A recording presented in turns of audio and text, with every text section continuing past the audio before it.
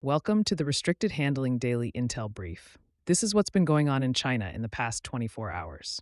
China is trying to project calm and cooperation across the Pacific, but its actions continue to generate the exact strategic concerns Beijing says it wants to avoid. The latest example came from Chinese Foreign Minister Wang Yi, who told Solomon Islands officials that China does not seek a sphere of influence and has no geopolitical agenda in the Pacific.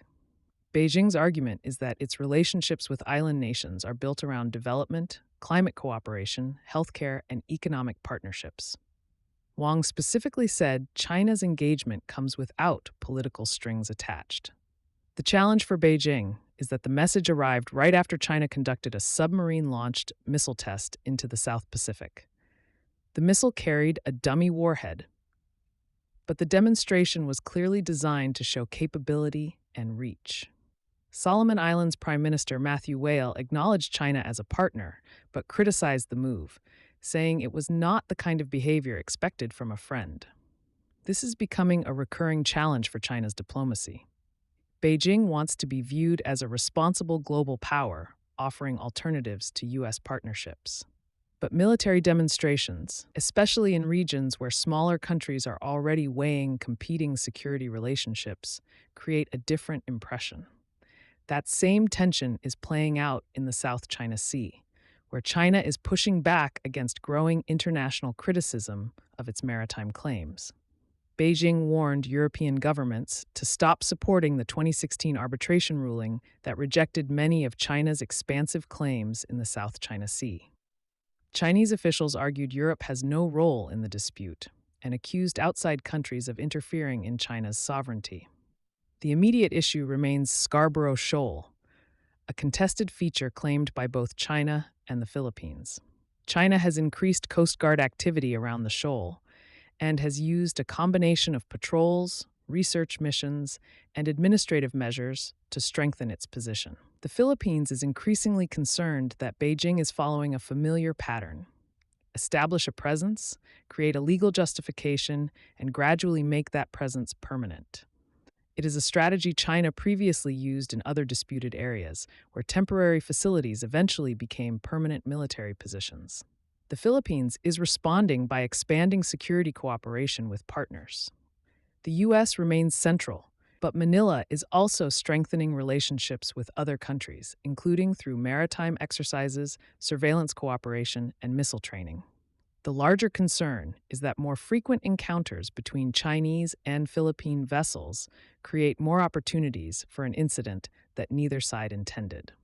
Inside China, President Xi Jinping continues a major political cleanup that is reaching deep into the country's elite. The latest major figure removed is Ma Xingrui, a former Politburo member and senior Communist Party official. Ma was expelled from the party after investigators accused him of corruption, including improperly influencing personnel decisions, accepting illegal benefits, and allowing relatives to profit from his political position. Ma's background makes the case especially notable. Before moving into politics, he spent years in China's aerospace sector, including leadership roles connected to the country's major space and missile programs. His rise reflected the importance Beijing places on technical expertise and strategic industries. His downfall also fits into a broader campaign. Several senior military and defense-linked officials have faced investigations or removal in recent years. The message from Xi is clear. Even powerful figures in politically sensitive sectors remain vulnerable if they lose the leadership's confidence. The corruption campaign is about more than financial misconduct. It is also about loyalty, control, and ensuring that institutions responsible for military modernization and advanced technology remain tightly aligned with the central leadership. Economically, China is presenting a mixed picture. On paper, the export numbers are impressive. June exports surged 27% year over year, supported by strong global demand for artificial intelligence-related technology, semiconductors, and electric vehicles. China exported more than 1 million vehicles in a single month for the first time and shipped roughly $32 billion worth of integrated circuits.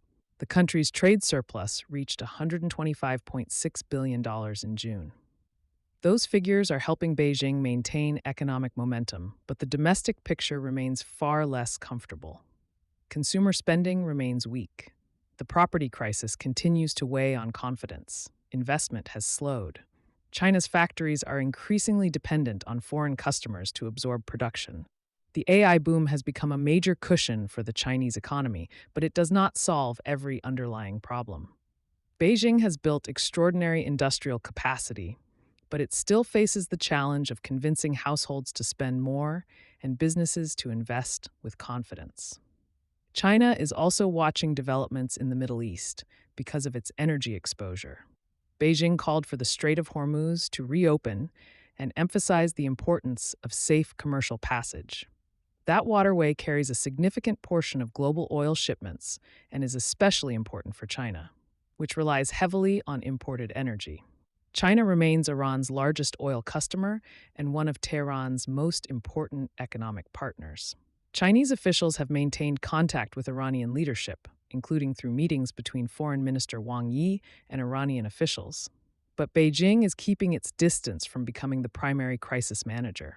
China wants energy flows protected and instability reduced. But it has little interest in taking ownership of the broader security challenge in the Gulf. On the military front, China and Russia concluded the latest joint sea naval exercise in Qingdao. The drills involved 10 vessels and focused on maritime operations, including reconnaissance, air defense, anti-surface warfare, and submarine rescue. The significance is less about any single maneuver and more about the continued normalization of Chinese and Russian military cooperation. These exercises are becoming routine, giving both militaries more opportunities to operate together and build familiarity. Around Taiwan, Beijing continued pressure operations. Taiwan reported 3 PLA aircraft crossing the median line of the Taiwan Strait, along with Chinese naval and official vessels operating nearby. The activity was limited compared with larger exercises, but it reflects the broader Chinese effort to make regular military pressure around Taiwan part of the normal environment. China is also expanding its security presence overseas and applying its intelligence laws more aggressively. Chinese police personnel traveled to Croatia for another joint patrol mission, part of Beijing's broader effort to expand overseas law enforcement cooperation and protect Chinese citizens abroad. Separately, Chinese authorities are holding U.S. citizen and seismologist Dr. Yulin Chen on espionage charges related to research analyzing seismic signals from North Korean nuclear tests. U.S. officials say Chen's work relied on publicly available information and have classified him as wrongfully detained. The case reflects a broader concern among researchers and companies operating in China.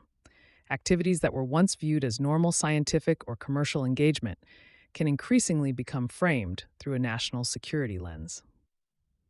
And finally, China continues advancing military aviation capabilities. Taiwan's defense ministry reported routine PLA activity around the island, while Chinese military aviation developments continue receiving attention. The broader trend is Beijing investing in capabilities designed to sustain pressure over longer distances and maintain a stronger presence around contested areas. Thanks for listening. Stay curious, stay kind, and never let anyone convince you that asking questions is a security threat. For the written brief, visit restrictedhandling.substack.com.